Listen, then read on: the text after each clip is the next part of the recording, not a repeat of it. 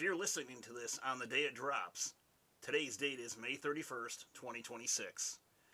And if you've been tracking the math with me, you know exactly what today is. It's day 1000.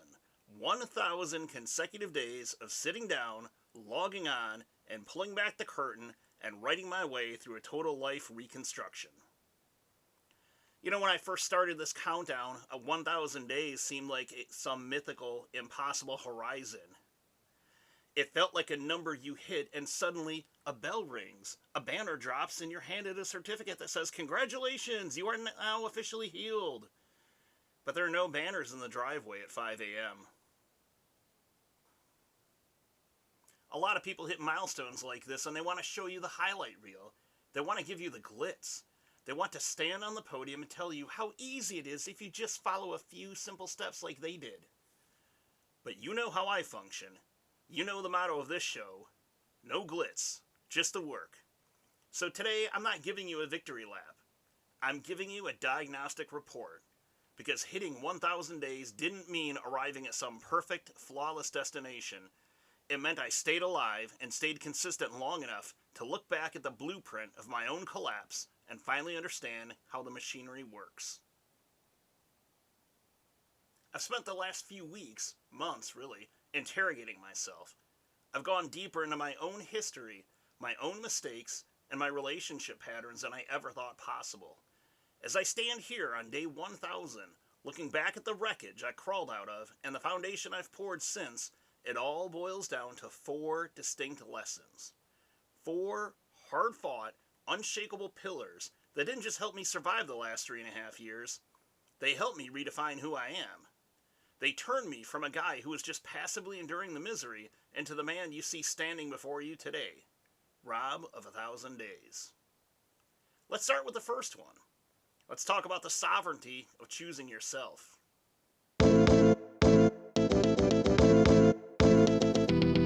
The first lesson, or the first pillar, if you will, from the trenches, is about choice.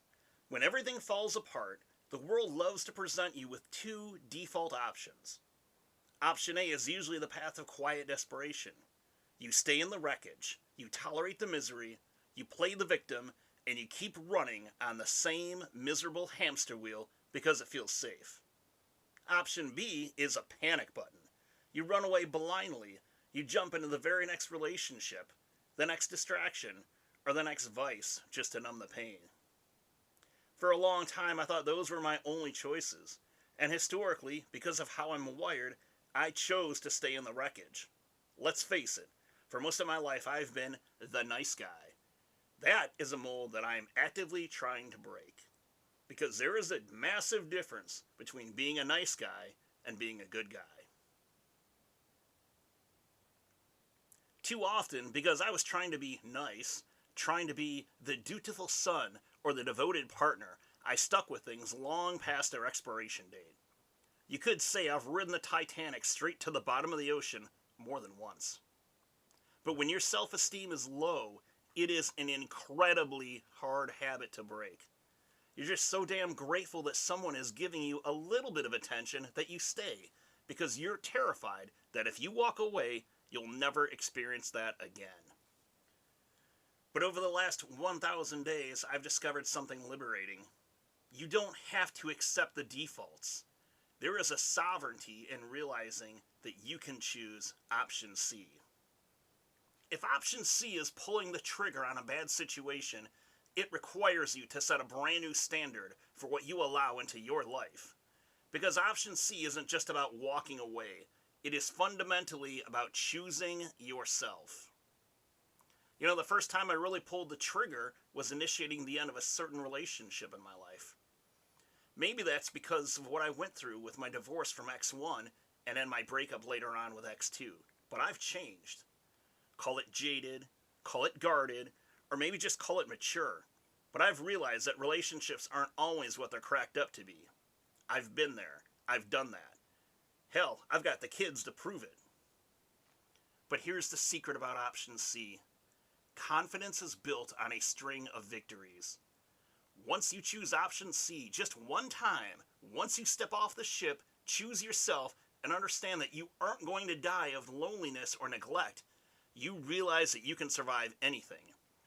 That's why walking away from X2, while painful, was a hell of a lot easier than my divorce from X1.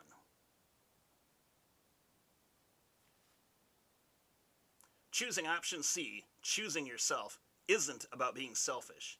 It's about taking care of yourself so that you are actually capable of being there for the people who matter. It's about securing your own sanity so you can get out of bed tomorrow morning. I am no good to my kids. I'm no good to any of my loved ones if I am miserable, broken, and useless. You know, the amazing thing about option C is that once you claim that sovereignty, you change. You become stronger. You walk taller. You lift your head a little bit higher when you face the world. In the past, I thought surviving meant enduring the misery. Now I know that choosing myself is the only thing that actually makes me feel alive.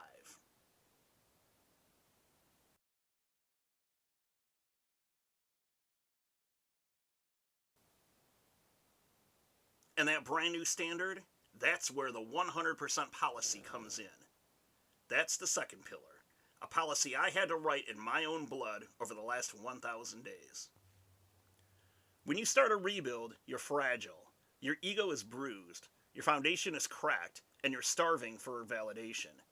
And when you're starving, you will accept crumbs. A text message every 3 weeks from someone who claims to care. A half-hearted commitment. A situation where you're constantly left guessing where you stand, settling for the bare minimum just to be seen. For a long time, I took the crumbs. I thought, well, a little bit of something is better than a whole lot of nothing. I was wrong. Crumbs don't keep you alive. In fact, when you're starving, crumbs are just enough to make you even more hungry. Let me give you a real-world example of what this looks like, because this isn't just some abstract philosophy. A while back, I met a woman on a dating app. I'll call her XST. She worked in a school office. We went out a few times, and it was this constant loop. We'd talk, we'd go out once or twice, and then she would just fall off the face of the earth. A few months would pass, she'd resurface, and we would do it again. Recently, we've been talking a bit more. We actually have some common ground right now. She's navigating some heavy stuff with her dad's health, and I'm right there in the trenches dealing with my mom and assisted living. So there is a human connection there. But I finally decided to put my cards on the table. I asked her about the disappearing acts, and she looked at me and was honest. She told me that the first few times we went out, she just wasn't really feeling the spark. Now, I'll be honest with you, that hurt a bit to hear. But the truth is, if I'm being completely honest with myself, I felt it too. I knew the alignment wasn't there. But because I still found her incredibly attractive, and yeah, she's a great kisser, I was willing to tolerate the stop and start. But here's where the 100% policy kicks in. And this is the shift that 1,000 days gives you. I don't blame her. I don't hold a grudge against XST at all. She's allowed to not feel a spark.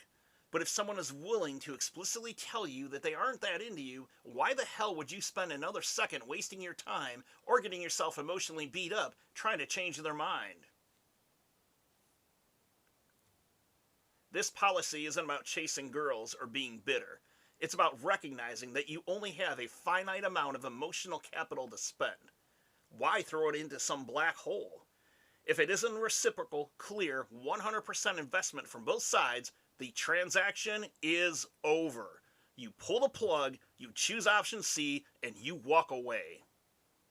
But let's be real about what that actually looks like in practice.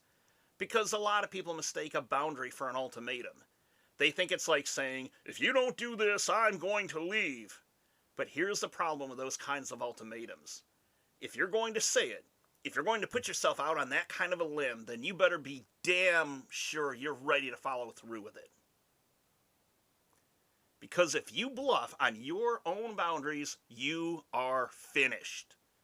You're just teaching people how much they can get away with. And that's the hardest part of this 3.5-year journey. It is incredibly painful to hold the line when every codependent, lonely part of your brain is screaming at you to just compromise, to just accept the breadcrumbs because it's easier than standing alone. But if you're going to commit to a rebuild, you have to be all in. No half measures, no bluffing. When you decide your time and your piece are worth 100%, you have to be willing to actually close the book, walk out the door, and never look back.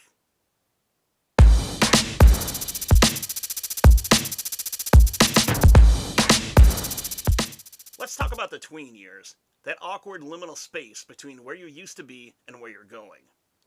Now in Pillar 2, I talked about knowing when to walk away, but 1,000 days of data teaches you that not every situation calls for a hard exit. Sometimes it calls for a slowdown. For a long time, I thought rebuilding meant sprinting, but over the last 1,000 days, I've had to learn the agonizing, beautiful art of moving slowly. That's Pillar 3. Early on, I even did a whole podcast episode on this concept, leaning into that timeless Martin Luther King Jr. quote, "If you can't fly, then run. If you can't run, then walk. And if you can't walk, then crawl. But whatever you do, you have to keep moving forward." And that's the definition I clung to. For a long time, I intentionally wanted to take things slow in my personal life, especially on the romantic front. I knew my past pattern was to sprint into relationships far too quickly, and I wanted to do it differently this time. But 1,000 days of data teaches you how to read the fine print of your own life. And lately I've realized that I was getting tripped up on my own philosophy. I had to face a hard truth. There is a massive difference between moving slowly and being completely inert. A merry-go-round has plenty of motions. It spins, it takes effort, and it feels like a journey. Whee! It's awesome when you're little. But one day you grow up and you realize that you're just going in circles, landing exactly where you started. That isn't a slow walk forward. That is high-speed stagnation. Recently, I realized the dynamic in my own life had become exactly that, a merry-go-round, and I had to step off the ride, lay my cards flat on the table, and have that quiet, direct conversation where I stopped pretending that the loop was enough. In the past, I would have been the one avoiding the heavy stuff. I would have been the one finding a punchline or a distraction to divert from the uncomfortable conversation, content to just stay on the ride. But somewhere along this road, the work changed me. I became the person who is deliberate. I became the one willing to stop the spin and ask where the hell things are actually going. The art of moving slowly only works if you're actually moving forward. Drawing that boundary, stopping the loop, and sitting in the quiet while the dust settles, that isn't rushing. That is the ultimate act of deliberate, patient progress.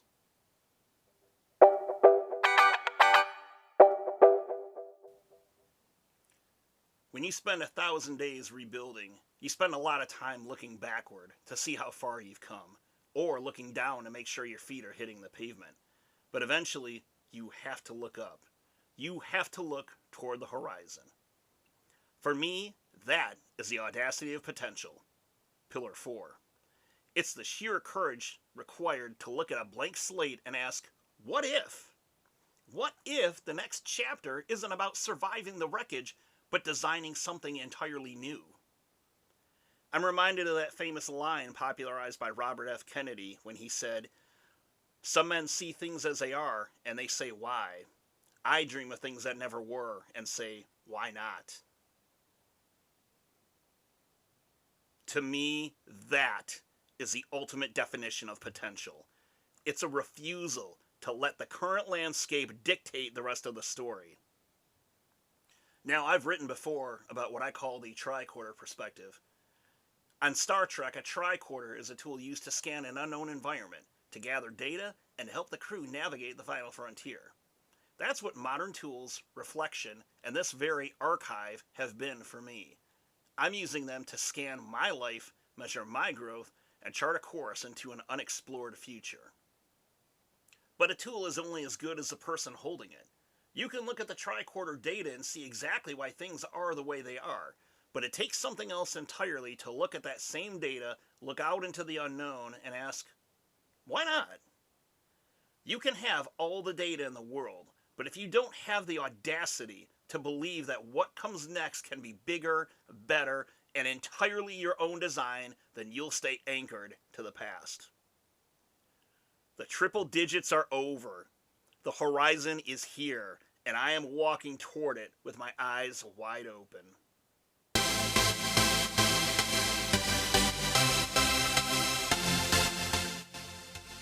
Which brings us to the end of Season 2, and it brings us to day 1000. I've been asked a lot lately what happens next. People want to know where the blog goes from here, and what Season 3 of this podcast looks like, or if hitting this milestone means that I'm finally going to pack it in, take a bow, and stop writing. And to be completely honest with you, I don't have the whole roadmap figured out yet. I've got a couple of ideas cooking in the basement, but no set schematic. But there's a famous scene in The Wolf of Wall Street where Jordan Belfort, as played by Leonardo DiCaprio, stands in front of his entire company under a mountain of pressure from the federal government. He grabs a microphone and he yells to the room, "I'm not fucking leaving!" That's where I'm at. I am not going anywhere. 3.5 years ago, I started rebuilding a life from scratch. On May 31st, which is today, by the way, the countdown officially hits 0. The foundation is completely poured and the concrete is set. But day 1001 starts the very next morning. The work doesn't stop just because the numbers change. Now, if you've been on this road with me, head over to rebuildingrob.com, subscribe, and stay tuned, because the training wheels are officially coming off. Season 3 is coming. No glitz, just the work. I'm Rob. Good night.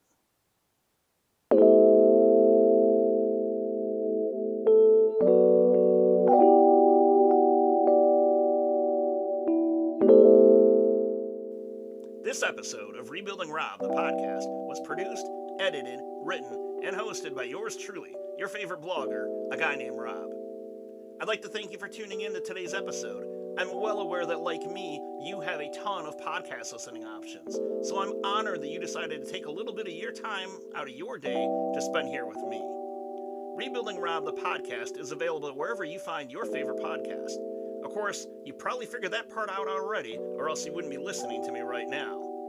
If you're interested in more insight into this perfectly ordinary, non-gun-owning white guy, feel free to check out my blog, rebuildingrob.com. So until next time, this is Rob, reminding you to be audacious, be bold, be brave, be strong enough to be gentle, and remember, the rebuild never ends. Bye, everybody.